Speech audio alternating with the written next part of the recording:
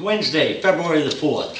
Lake level's about 909.3, about an inch or so lower than what it was last week, still about 7.5 feet low. Water temperature depends where you're at. It's 44 to 46 degrees. I've got to do quite a little bit of fishing the last week. I've had several guide trips and got to go out and play a few days. The deep bite's getting a little bit tougher for me, but there's a lot of other things starting to work too. With the water temperature like it is, there's still nothing working real fast.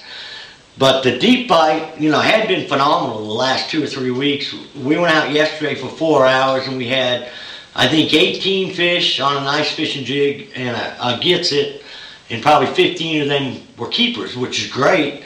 But a week or two ago, in that same amount of time, you could catch 30 or 40. So a lot of them fish are starting to move.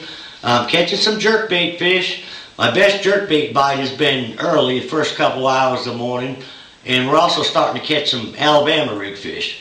Now with them fish starting to move out of that deep water, and there are some shallow fish as well. I had heard several guys were catching them shallow, so one thing I had tried last week was when I got up into the day, when the bite had slowed down for me, I started throwing a jig, and what I was throwing was a 3/8 ounce pig sticker Snowden jig, which a little chomper's jig will work, or a jewel finesse jig.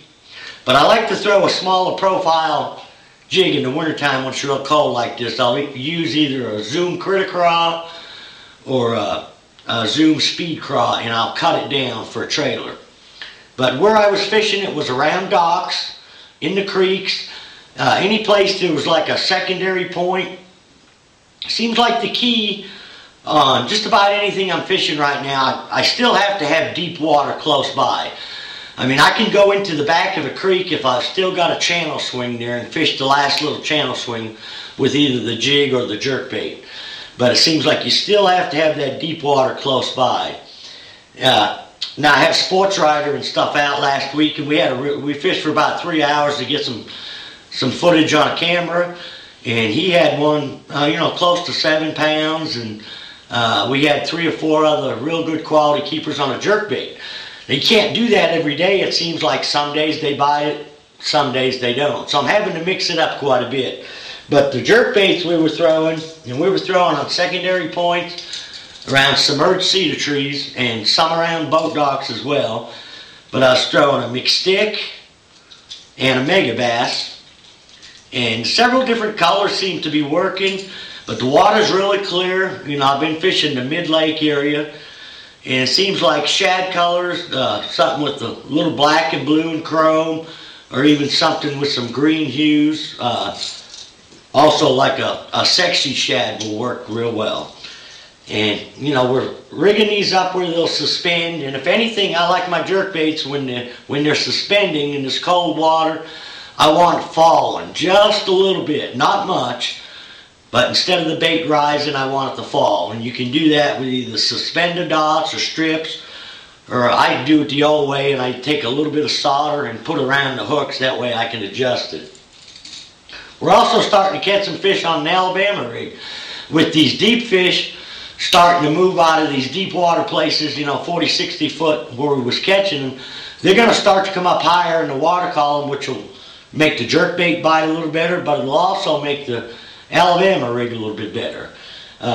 And one thing that's always good this time of year, when them fish start to move and get a little higher in the water column, a good bait, there's days that they'll bite that big Alabama rig, but a lot of times you get a bluebird day and the conditions get a little tougher. A little 4-inch smoke rub or salt and pepper is pretty hard to beat. And what's good about this is you can try to figure out what depth the fish are. You can either see them on your locators, or you can just start by counting the bait down about 10. It'll drop about a foot a second, and just cast it out and reel it back real slow. If that, after several casts, if that doesn't work, try and drop it down a little bit deeper. Now, if there's trees in the area where you're fishing, try to drop it down to where you're ticking the tops of the trees. In a lot of the places I'm going to throw this, I'm going to throw it like on the bluff ends. See, a lot of the deep fish I've been catching have been on the bluffs. So as they start to move, a better place to try to locate them is on the ends of the bluffs going into the creeks, or even at the ends of the creek channels in the creeks, where it comes up against shallow water, especially if we've had 2 or 3 days of nice sunny weather. The top upper part of that water column is going to warm up, and a lot of times them fish will come up in there just because that water is a little bit warmer. There'll sun in it, and it'll also make them a little bit more aggressive, that warmer water.